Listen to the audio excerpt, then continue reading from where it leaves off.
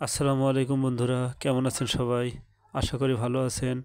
আজ আমরা ইংলিশের খুবই ব্যবহৃত কিছু শব্দের অর্থ সম্পর্কে জানব, তাই ভিডিওটি না টেনে সম্পূর্ণ ভিডিওটি দেখুন।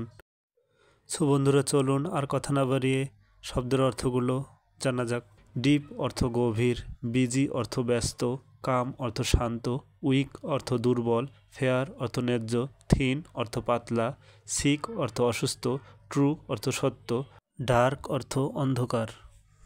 লাইফ অর্থ জীবন, ওয়ান্ট অর্থ চাওয়া, এনাফ অর্থ যথেষ্ট, অ্যাবাউট অর্থ সম্পর্কে, রিপ্লাই অর্থ উত্তর, পুশ অর্থ ধাক্কা, অর্গান অর্থ অঙ্গ, পাস্ট অর্থ গত, প্লাস অর্থ যোগ, নয়েজ অর্থ শব্দ, গোয়িং অর্থ যাচ্ছে, অ্যামং অর্থ মধ্যে, নাউন অর্থ বিশেষ্য, ডিউরিং অর্থ সময়, স্টেপ অর্থ পদক্ষেপ, নোটিশ অর্থ বিজ্ঞপ্তি, কার CAR কার অর্থ গাড়ি, CUR কার অর্থ ইতর লোক, অ্যালার্ট অর্থ সতর্ক, কাপল অর্থ দম্পতি, ব্রেন অর্থ মস্তিষ্ক, ফ্রন্ট অর্থ সামনে, আর্টিস্ট অর্থ শিল্পী, ইয়াং অর্থ তরুণ, ভিয়া অর্থ মাধ্যমে, ফ্রি অর্থ স্বাধীন।